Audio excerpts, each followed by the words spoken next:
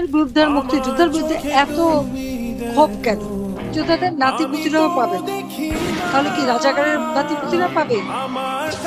একটা সংস্কার আন্দোলনকে কেন্দ্র করে রণক্ষেত্রে পরিণত হয়েছিল রাজধানী